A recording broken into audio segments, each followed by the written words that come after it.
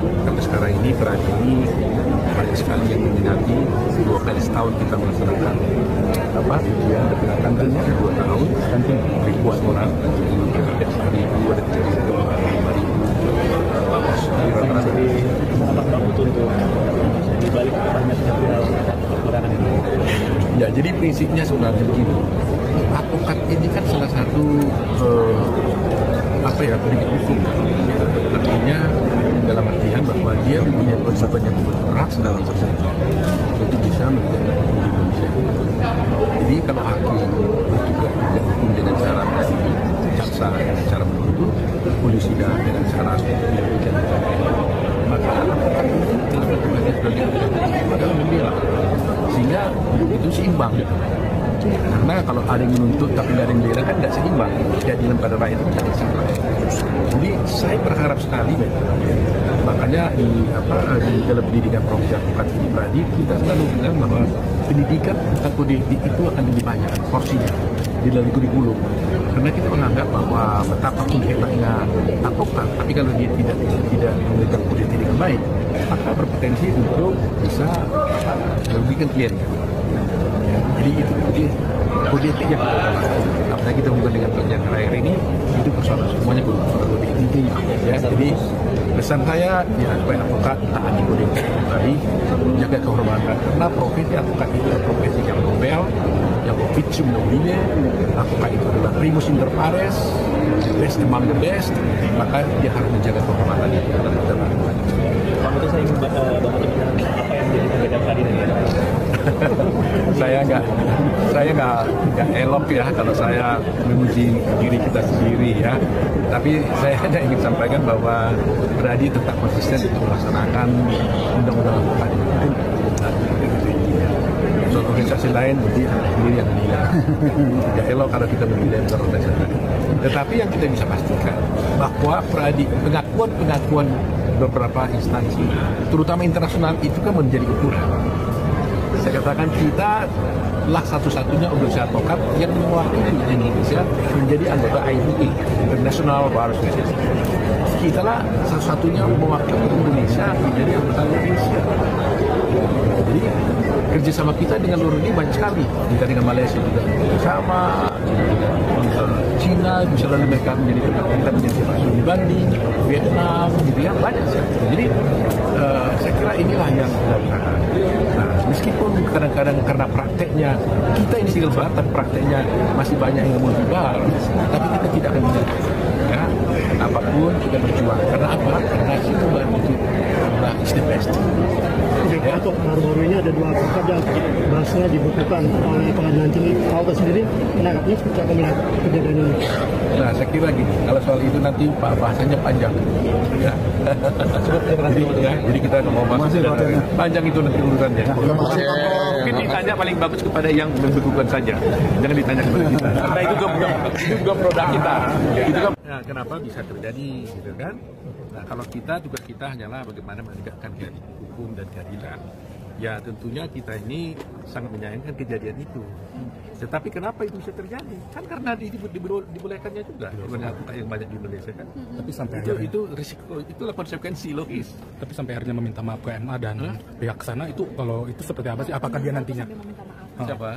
Pihak sana sampai meminta maaf ke pengadilan. Pihak siapa? Pihak Rasman. Artinya mendapatkan sanksi kemudian. Dia tanya dia dong. Jangan tanya saya. Saya minta maaf kan dia, bukan saya. Jadi gini rekan-rekan, seperti yang disampaikan oleh Ketua Umum tadi, ya Pak Oto, bahwa kami melihatnya hanya secara umum ya disampaikan bahwa advokat itu kan dibungkus atau diatur ya dalam yang namanya kode etik advokat. Di dalam kode etik advokat itu kan jelas ya perilaku seorang advokat yang boleh dan yang tidak boleh dan yang lain, kan gitu. Saya pikir perilaku seorang advokat ini kan tidak apa namanya tugas utama seorang advokat itu kan sekali lagi ya yang tadi disampaikan menegakkan keadilan, lalu apa namanya mendampingi kepentingan kliennya. Jadi kalau seperti yang kejadian-kejadian kemarin ya secara umum kita melihat memang ya tidak patut ya lalu itu terjadi di depan umum, apalagi di persidangan dengan alasan apapun. Tapi perlu kita ingat bahwa ini kan perilaku bisa sampai demikian, itu juga kita harus lihat sebab dan akibat apapun alasannya, ya dikatakan tetap tidak diperbolehkan, itu kebablasan. Dan ini tentu kita harus memperbaikilah perilaku. Sekali lagi saya sampaikan, khususnya di Pradi ya, di Pradi kita ini kan mempunyai kode etik yang jelas ya, yang saya pikir ini diadopsi oleh semua advokat yang berpraktek di Indonesia, ya, bahwa di dalam muka persidangan, di muka umum, ya. Ketika kami waktu menangani kasus Vina di Cirebon juga sama kan, bahwa saat itu sempat sidang dinyatakan tertutup karena menyangkut asusila waktu PK 7 terpidana di kasus Vina di Cirebon. Tapi kami melawannya atau membantahnya di muka persidangan berdasarkan kaidah-kaidah tugas seorang advokat. Ya, kami cukup keras, bersih tegang, tapi kita tetap menjaga kesopanan dan menjaga etika. Kita sampaikan kepada majelis yang mulia bahwa ini sesuai dengan ini kami tidak akan membahas tentang susila. Kami tahu memang kalau menyangkut kesusilaan itu harus dinyatakan tertutup. Itu aturan hukum pidana. Saat itu di dalam pengalaman kami menangani di PK yang cukup viral dan diliput oleh sekian banyak live ya dari stasiun televisi, itu sama. Kami bernegosiasi dengan hakim, akhirnya kita sepakat bahwa kalau hal yang membahas tentang kesusilaan itu dinyatakan tertutup. Tapi kalau yang tidak menyangkut kesusilaan dinyatakan terbuka untuk umum. Itulah jalan keluarnya. Saya pikir itu yang harusnya dalam menyampaikan itu bisa nego. Ya, bisa nego itu bisa menyampaikan kepentingan seorang klien itu. Kami sering kok alami yang begitu di dalam muka persidangan. Saya pikir sampaikan dengan cara-cara yang baik dan sopan dan baik. Ya. Tapi ketika akhirnya kan mendapatkan konsekuensi, artinya bahkan mendapat sanksi dan cabut. Ya, bukan buruk, bahasanya akan dicabut. Itu seperti apa sikap para advokat dua kota ini yang lama diduga melanggar ini? Aduh, itu bukan bidang saya untuk mengomentari ya, bersama advokat ya, sama rekan di advokat. Saya pikir biarlah urusan itu kan ada Dewan Kehormatan yang membahas tentang pelanggaran etik dan juga dari pengadilan tinggi ya, yang sudah katanya membekukan apapun bahasanya. Ya, saya pikir nggak dalam ranah kami lah untuk mengomentari itu. Gitu. Tapi Pak Jutek, kalau misalkan untuk jadi advokat lagi atau untuk berita acara seperti itu sudah bukan ada syaratnya nggak sih? Untuk apa? Untuk mendapatkan kembali. Nah, itu kan tadi disampaikan bahwa salah satu syarat itu kan perintah undang-undang.